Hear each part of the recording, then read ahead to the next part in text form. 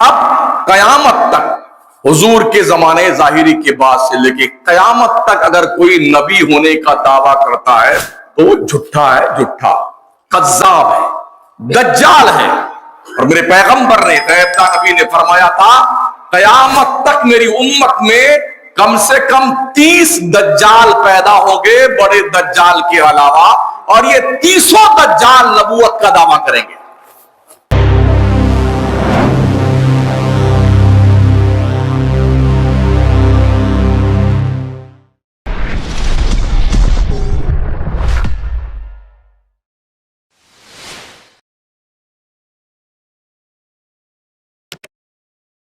غلام احمد قادیانی جیسے کتے نے دعویٰ کیا نبوت کا پنجاب کے علاقے میں،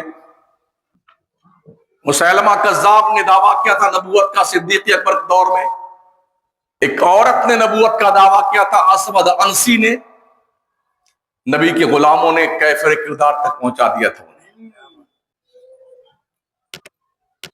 جن نے نبوت کا دعویٰ کیا نا اس کا انجام بڑا بھیانک ہوا ہے۔ ابھی جلد ہی پونا کے علاقے میں ایک کتے نے نبوت کا دعویٰ کیا ہے جس کو شکیل قریشی کہتے ہیں۔ ایک اور شیطان گوہر شاہی کر کے بڑا مشہور ہو رہا ہے یوٹیوب پر، مکھی کے دانے کے برابر بلکہ اس کے پخانے کے برابر اس کی چھوٹی چھوٹی جو ہے داڑیاں ہیں شیطان کی۔ وہ اکیلے آتا ہے یوٹیوب پر، جانتے اس نے کیا کہا؟ گوہر شاہی سے اللہ کی ملاقات ہوئی تو اللہ نے کیا کہا؟ گوہر شاہی تم ہمارے خدا ہو، تم ہمارے رب ہو۔ یہ فتنہ گوہر شاہی۔ اسی طرح سے مولوی قاسم نانوتوی جو دیوبند دارالعلوم کے فاؤنڈر رہے اور دیوبندیوں کے بہت بڑے مولوی ہیں، اس نے اپنی کتاب تحذیر الناس میں موجود ہے، ہمارے پاس کتاب موجود ہے، کہ اگر حضور صلی اللہ تعالی علیہ وسلم کے بعد بھی کوئی نبی پیدا ہو تب بھی حضور کے خاتم النبیین ہونے میں کوئی فرق نہیں پیدا ہوگا معاذ اللہ۔ یہ وہ خبیث عبارت تھی جس کی بنیاد پر امام اہل سنت اور علماء حرمین طیبین نے اس ملعون پر کافر ہونے کا فتویٰ دیا تھا۔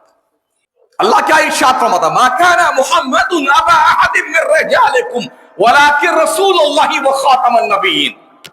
او لوگو، محمد تم میں سے کسی مرد کے باپ نہیں ہے، ہاں وہ اللہ کے رسول ہیں اور آخری نبی ہیں، خاتم النبیین۔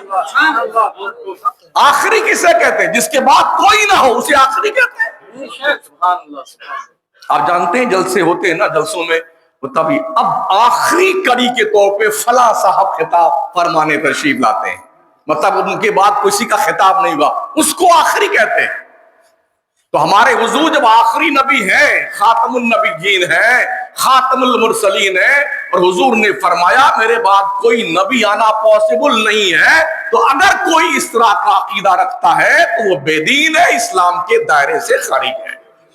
اس کی نہ نماز دیکھی جائے گی، نہ روزہ دیکھا جائے گا، نہ اس کے ماتھے پر سجدوں کا گھٹا دیکھا جائے گا، نہ اس کی تلاوت قرآنیہ دیکھی جائے گی۔